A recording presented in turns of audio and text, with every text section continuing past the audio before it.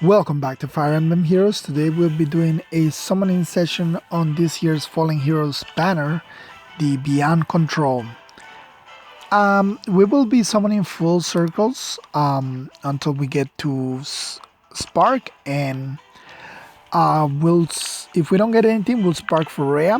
But if we do get Rhea, we'll just keep going down the line. Rhea. If not, if we get Rhea, then we'll go for Lilith. If we get Rhea and Lilith, we'll go for Ninian. And if we get all three of them, then we'll go for Gustav. We'll also be summoning on a couple of these banners that we have over here for redeeming purposes. So like two apparently. So yeah, just those two banners that we have to redeem on.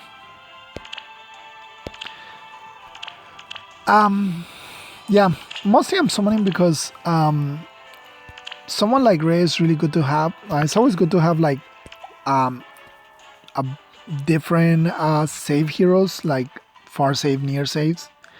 As for Lilith, I find her very interesting. I did summon for the original Lilith when she came out. So I do like Lilith. Her teleporting abilities are kind of fun to play with. And Ninian, she has a pretty unique dance, so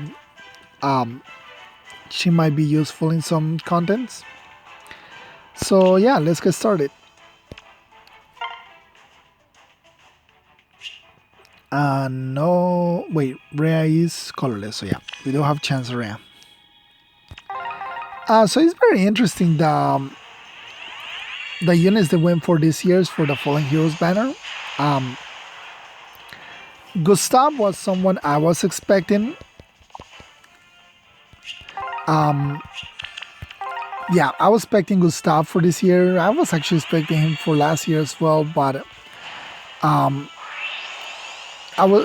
knew he would come at some point, basically. As for Rhea,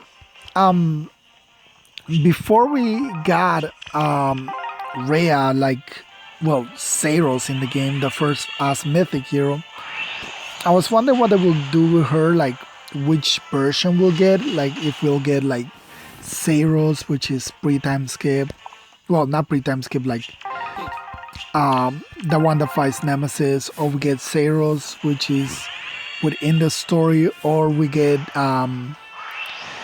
we get her this one, the Immaculate one. Which, okay, we got Saros right off the bat. Definitely was not expecting her to be in the first circle, but they're definitely very happy about it. But yeah, the Immaculate one. I never expected them to release the Immaculate one as a Fallen hero, though. This is a neutral one, so proof that I got her and not Spark her will be this video.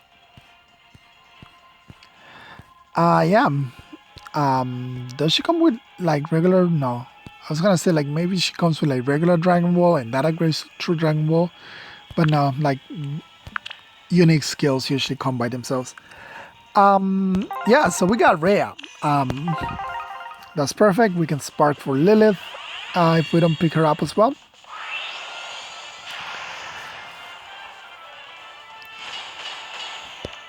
But like I was saying about Rhea, I knew I didn't know which of the three they will go with. Like now we kind of have all three of them, like except for like Rhea is Halloween Rhea, so we don't actually have Rhea from like the story mainline Rhea. But yeah, I always expected them to, like Saros would be like a sword unit, because when you see her in the fight against Nemesis, she is fighting Nemesis with a sword, and then they kind of like get their swords. She kind of takes his sword, wraps it around hers, and then forces it off her hand, throws his weapon, and then just stabs him with like a knife and stuff. So I expect her. I thought she would, when she would originally release, be like a sword unit. For Rhea, either like a tome unit or a healer, and then the Immaculate one obviously would be a dragon, because obviously the Immaculate one.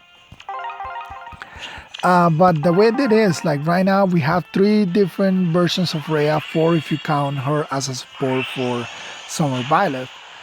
And all three of them are dragons.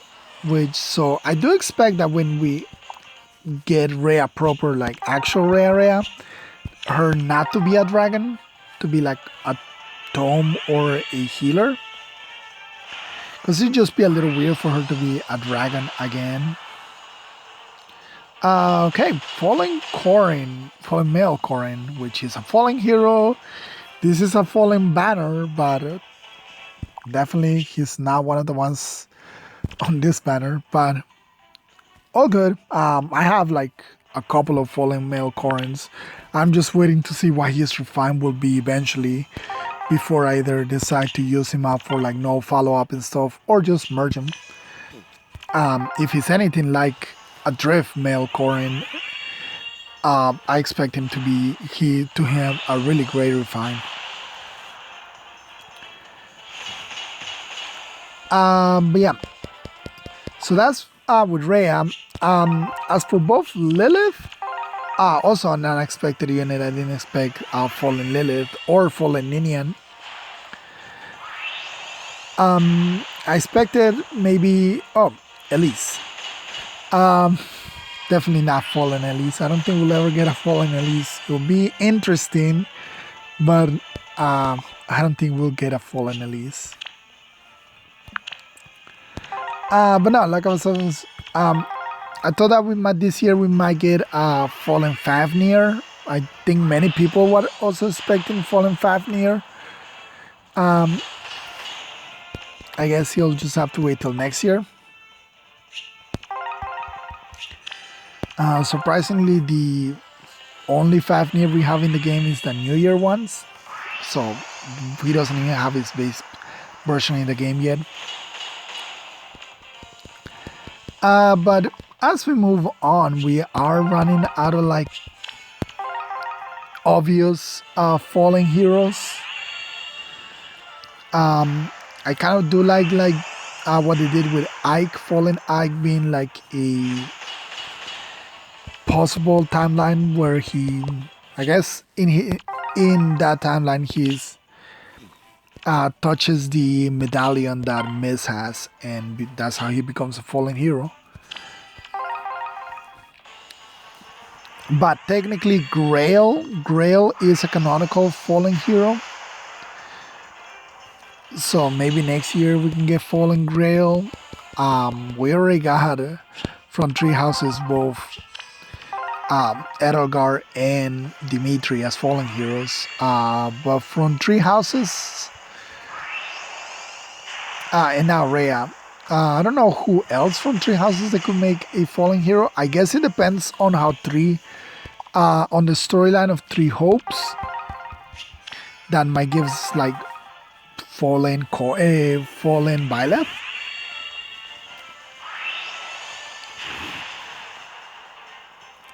But yeah, so interesting. Like that's what I like about fallen heroes is just they're very interesting. Like the premise behind them and them being slightly messed up versions of themselves.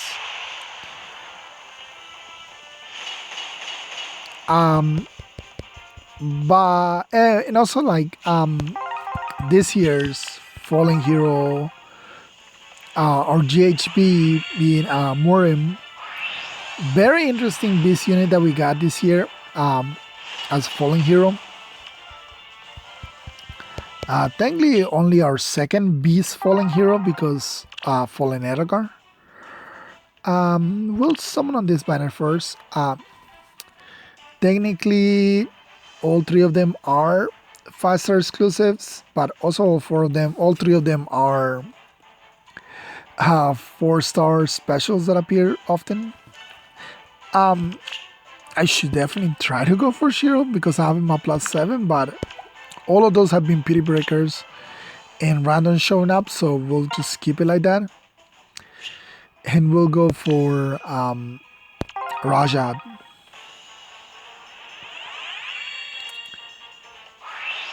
But we get a 3-star instead. At least it's reposition. Alright, let's go back to summoning on this. This is our last ticket.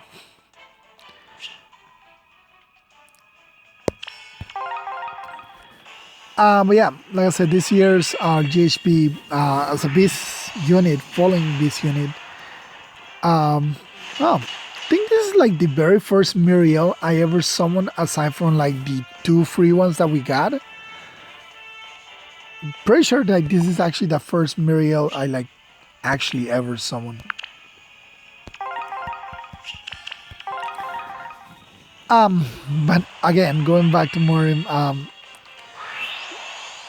very interesting as a beast unit that he's pretty much the only beast unit in the game right now that functions differently for his transformation. So basically, like, he's always transformed except for turns 1 and 3. On turn 1 and on turn 3, he does not transform. Aside from that, every other turn he will just be transformed. He doesn't need to be near a beast unit or by himself to transform. He'll always be transformed except for turns 1 and 3. So as a beast unit, very interesting on that regard. It's embarrassing to admit, but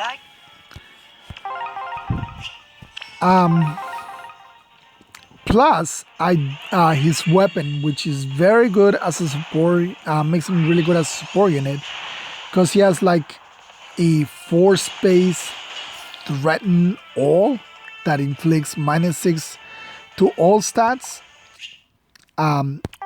Within 4 spaces, so it's not like a menace. That menace will only hit whatever is the closest within those 4 spaces. And if 2 units just happen to be at the same distance within those 4 spaces, both of them will get hit. But no, his weapon hits everything that is in 4 spaces, which makes him like a really good support unit, unlike a Sable on offense, because you can just set him up as with a front line with a near save and a far save, or he can just be the melee to a far save unit. And then you're drawing all the enemies in closer, and then on your turn he gets to debuff them all. So that could be one way of using him. He's also a pretty fast unit, so you can easily give him no follow-up and make him a very offensive unit. Again, only turns 1 and 3 are the only ones you have to worry about him not transforming. And all that does is like not get his beast effect.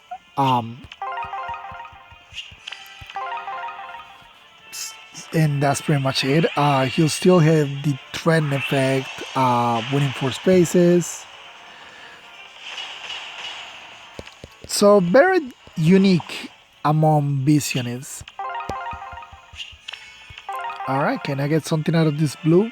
Not a 3-star. Survey says we do, and we get Ninian. Alright, so pretty much Lilith is a locked in for our Spark unit. Plus attack minus res. Plus attack, very interesting because I want to see Lord Ninian definitely has no attack to speak of. Like, possibly the lowest attack unit we have gotten in the last couple of years. Like year 1 we got units with sub 30, but I think after that she is the very first sub 30 attack unit that we have gotten. Alright, let's summon on this Byleth banner. I mean, Byleth has Rupture Sky, so there really is no reason to summon for anything other than Byleth.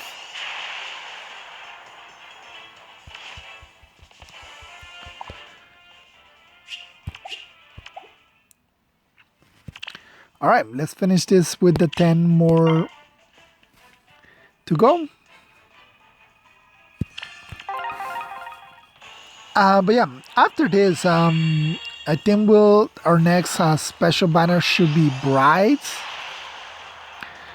I'm still hoping that we get some Tokyo Mirage Session love over here, and we get like we can get Bridal Subasa or Bridal Lucina. Both of them actually have canonical in-game versions of themselves, so I'm actually hoping to see one of them. And I kind of do want to see more Tokyo Mirage Session. Like literally, it's so weird that we still only have ever gotten that one single banner for them. Oh, Sakath. This is my first Sakath. Or Skahath. Yes, Kahath. I think his banner just ended recently, so that's why he's not showing up. Lord Seliph is so gallant. It is an honor to fight by his side. I mean, he does have a unique weapon, so that makes him unique amongst 4 stars.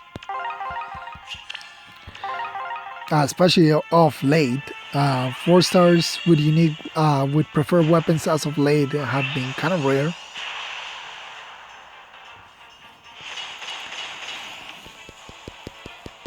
But yeah, Bryce should be the next special banner. And after that, I think we'll have the 2 summer banners. And somewhere around there, we should get the midway, the midpoint banner, which will be interesting to see who we get. Like, for the last 2, we kind of like were able to guess who it was going to be. But for this one, it's pretty interesting since we're going back to since technically the story is dealing with Embla and Askar. I doubt it will be the avatar of Emblem. I don't remember his name. The bad guy. B-A-T, Bat, not B-A-D, bad. But technically it's both Bat and bad. But I think we might actually get Veronica. Veronica might be the midway point. The mid banner for this year might be Veronica, and then she'll show up in the legendary banner as a legendary hero as opposed to a mythic hero. At least that's who that's my guess for this year's midpoint banner, that will finally have Veronica, and she'll have just an upgraded version of the tome that she has in the story. So I think her tome is just like very similar to Halloween's Henry tome, which is just after combat inflicts panic. Alright, so we did not get neither Lilith nor Gustav, so we will be sparking for Lilith.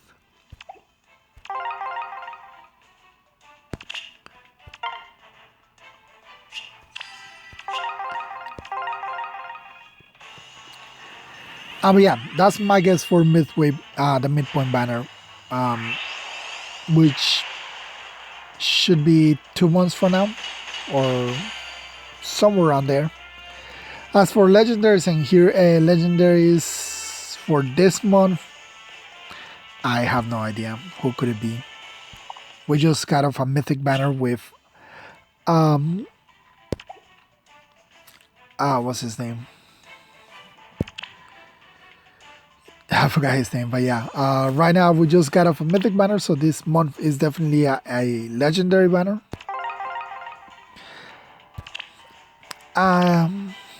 Very weird. We didn't get a lot this session. I mean, we got 3 out of the 4 fallen heroes, which is good, but technically one was Spark, so we only got an Elise and a Corin as our 4-star specials. I think I use this specific marking for fallen heroes.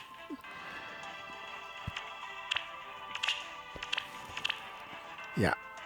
And I use the yellow one. The yellow one is for dancers. As you can see, as my dancers. And I use this one for fallen heroes and brave heroes and for my former souls. So let's actually look at Corin. How many fallen male Corins do I have? 1, 2, 3, 4, 5 fallen male Corins and 2 fallen female Corins. But yeah, as far as fodder, he's excellent with attack speed solo and no follow-up. But I'm really... Oh, there's another one over here too. So we have 1, 2, 3, 4, 5, 6 fallen male Corins. This one is not marked properly. That's probably why it didn't show up. There we go.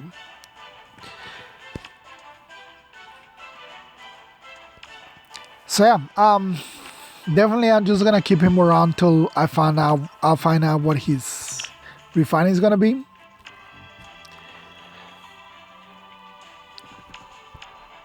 Same thing for the fallen female Corins, which she'll definitely get hers first because she came out a year before him, so.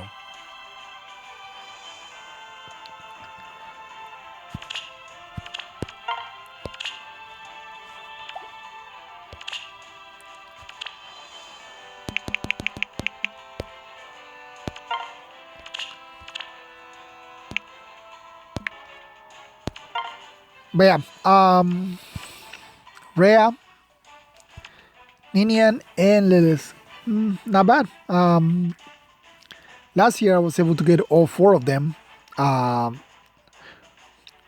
Edgar, Dimitri, and both of the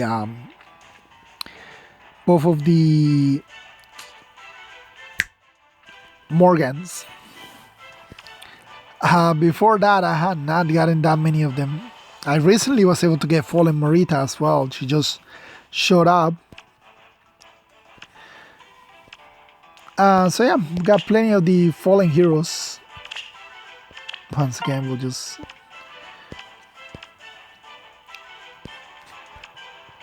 So we got Lilith, Corin, Rhea, Male Morgan, Marita, Tiki, which also was pretty recently, all things considering, like from when she came out to when we got her. Harden, we have a whole bunch of them. We just keep them around in case we need Bullfighter for anything. There's Edgar, Morgan, and Dimitri.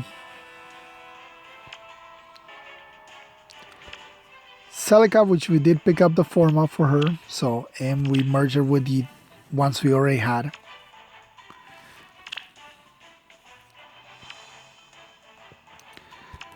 Fallen Ike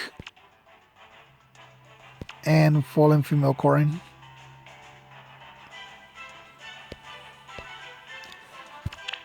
Yeah, that's pretty much it for this summoning session. Thank you all for watching. I'll see you all next time. Bye.